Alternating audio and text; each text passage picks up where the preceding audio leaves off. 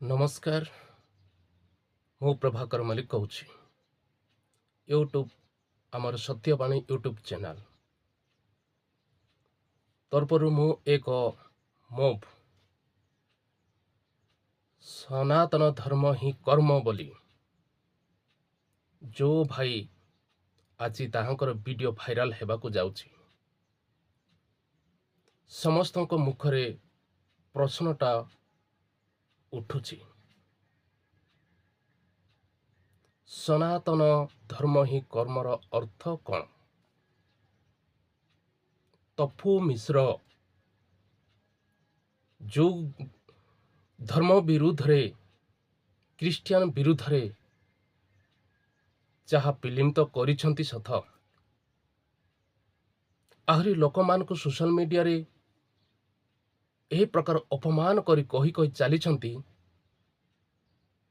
ताहा ता पाई केते दूर पर्यंत ठीक बोली से भावुची। मु केवल एटा तपु मिश्र को कहूची भाई तपु मिश्र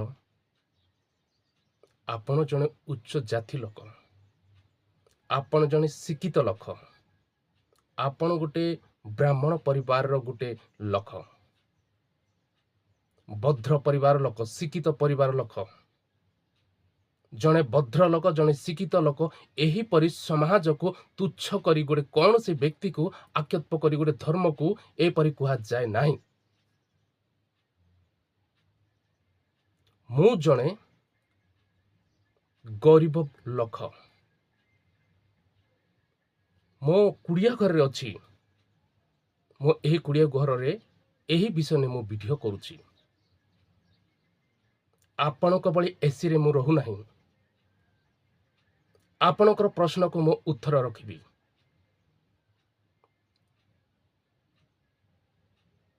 धर्म ही कर्म सथ ख्रीस्टान उपरे आरोप काहींकि लगाउछंती, ख्रीस्टान को मार पीठ बोली काहींकि कहउछंती।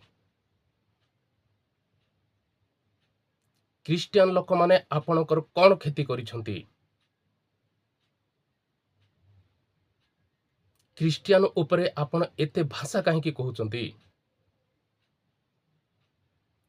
प्रभु जीशु ख्रीस्ट को तीनिटी कंठारे मारिदेले सी मरीगला सी कि भगवान बोली कहउछंती। अनेक लोक माने आपण को प्रश्न उत्तर देइछंती आपण को राम गुटे तीर रे मरिछंती। से देवता नहंती, से ईश्वर नहंती, से जने पूर्व पुरुष थिले आ से पुण्यर्तन हेई नहंती। पुण्यर्तन हेइचंती आपण प्रूफ देखेबे कि जीशु पुनर्तन होइछंती ताहा अनेक लोक आपण को प्रूफ देइछंती। आपण को वीडियो देखि म आ गोटे विषय खुशी हेली काहे कि ना एति पई म खुशी हेली आपण धर्म विरुद्ध रे मूर्ख अछंती आ धर्म विरुद्ध रे ए मूर्ख कथा समाज आगे कही ज्ञान को संग्रह करिया पई आपण चेष्टा करछंती। सेति पई म धन्यवाद करूची। आपण को केते लोक प्रश्न और उत्तर देई सारी छंती आपण बुझी पारितिबे। जानि छंती क्रिश्चियन बाइबल रे कोन लेखा हिची प्रभु को विरुद्ध रे जे जाए ताहार 7 पुरुष पर्यंत तार प्रतिशत नेबु बोली आउ हमर ख्रीष्ट धर्म बाइबल रे लेखा हिची। आपण तो बुझी पारबे नै बाइबल कथा कहिले समय आसले बुझी जिवे, किंतु म आपण को कहि रखुची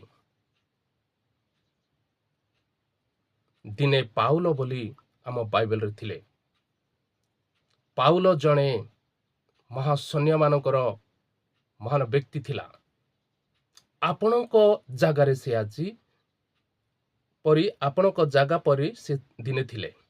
आपण ए जो जगार अछंती क्रिश्चियन मानकू आउ के कहबो ख्रीष्ट धर्म विषय कहबो ताकू मार पीट ताकू थड़ी दियो फिंगी दियो ताकू जेल करो ये करो। ठीक आपणक जगार जने पाउलो बोली गोटे बाइबल रे थिला। भलरे सुनो ସେ ଆପଣଙ୍କ ଭଳି ଖ୍ରୀଷ୍ଟିଆନ ଲୋକମାନଙ୍କୁ ତାଡ଼ନା କରୁଥିଲା। ସେଟା କୋଉ ପୁରାଣରେ ଲେଖା ହେଇଛି ସେଟା କହୁଛ କହିବେ, ମୁଁ ପ୍ରମାଣ ଦେବି। ସେଟା ଲେଖା ହେଇଛି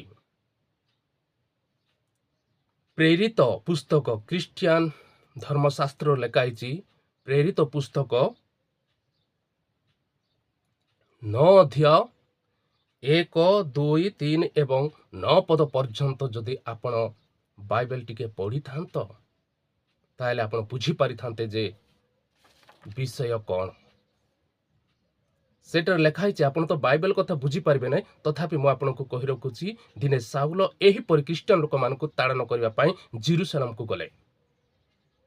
ଜେରୁସାଲେମର ଯେତେ ସ୍ତ୍ରୀ ଓ ପୁରୁଷମାନଙ୍କୁ ଆଉ ଯେଉଁମାନେ ଖ୍ରୀଷ୍ଟିଆନ ଲୋକମାନଙ୍କୁ ସେ ଯାହା ତାହା ମୁଖରେ ଦେଖିଲା ସେମାନଙ୍କୁ ବାନ୍ଧି ଆଣି ଜେଲରେ ପକାଉଥିଲେ, ତାଙ୍କୁ ପିଟୁଥିଲେ, ମାରୁଥିଲେ, ଏ ସମସ୍ତ କରୁଥିଲେ।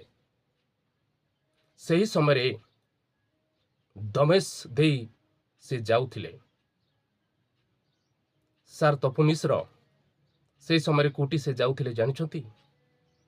ଆପଣଙ୍କର ଏସି ଗାଡ଼ି ଅଛି, ଆପଣଙ୍କର ଏସି ବଙ୍ଗଲା ଅଛି, ସେ ସେହିପରି ରହୁନଥିଲେ, ସେ ଗୁଡ଼ାରେ ଯାଉଥିଲେ। ଗୁଡ଼ା କହିଲେ ଆପଣ ବୁଝିଥିବେ କି ନାହିଁ କି ମୁଁ ଜାଣିପାରିବି ନାହିଁ।